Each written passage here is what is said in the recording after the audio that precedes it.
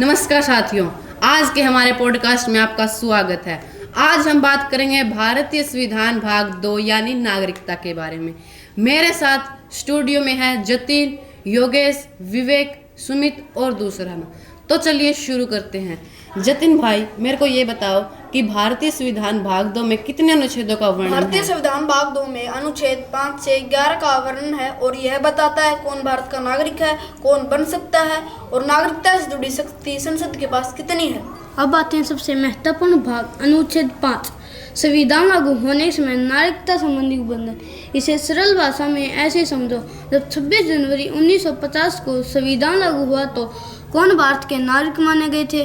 जो भारत में पैदा हुए थे, जो भारत में रहने लगे थे और जिनका संबंध भारत से था जन्म वंशी निवास के आधार पर। अब बात करते हैं अनुच्छेद 6 की।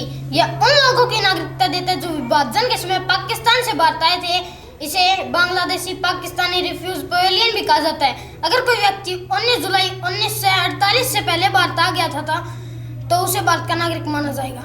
अरे भाई, ये बात तो सही है। 19 जुलाई 1948 से जो लोग बाद में आए हैं तो उन्हें भी तो कोई नागरिकता होगी, तो उन्हें 6 माह भारत रहना होगा और पंजीकरण के बाद नागरिकता दे दी जाएगी। हाँ बिल्कुल। अच्छा ये बताओ, जो लोग भारत से पाकिस्तान चले गए थे तो उनके पास कौन सी नागरिकता होगी? ये अनुच्छेद 7 में आता है, लेकिन ये उनके बारे में है जो भारत छोड़कर पाकिस्तान चले गए। इसे सिंपल में समझिए, जो लोग पाकिस्तान चले गए वे अपने नागरिकता खो देते हैं। यदि लेकिन बाद में वापस आए और सरकार ने परमिट फॉर रेसेटलमेंट दिया तो उन्हें फिर से नागरिकता मिल सकती थी।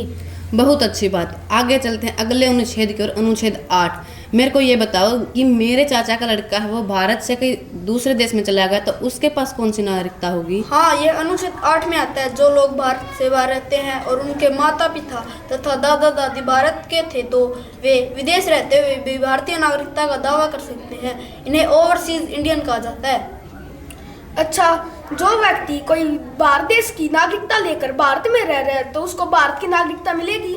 हाँ, ये अनुच्छेद 9 में ही है। अगर कोई व्यक्ति किसी दूसरे देश की नागरिकता ले लेता है तो उसकी भारतीय नागरिकता खत्म हो जाएगी।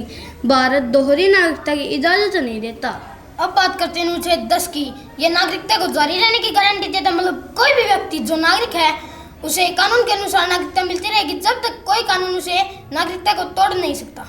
योगेश भाई, मेरे को ये बताओ, संसद जब तक चाहे तब तक नागरिकता अधिकार बने रहेंगे, अनुच्छेद 10 ही कहता है ना? हाँ बिल्कुल। अंत में आता है अनुच्छेद 11। यह सबसे ज्यादा पार वाला अनुच्छेद है। यह कहता है संसद को पूरी शक्ति है, जैसे कि नागरिकता देने, खत्म करने, पुनः प्राप्त करने, नियंत्रित करने। तो दोस्तों, ये था संविधान भाग 2। हर इंसान कहता है कि मैं नागरिक है। नागरिक की नागरिकता ही भाग 2 कहता है। आशा करते हैं कि आपको ये पॉडकास्ट पसंद आया होगा। मिलते हैं एक नए पॉडकास्ट के, तब तक के लिए जुड़े रहिए RS बाल मंदिर स्कूल ईश्वरवाद। धन्यवाद। धन्यवाद।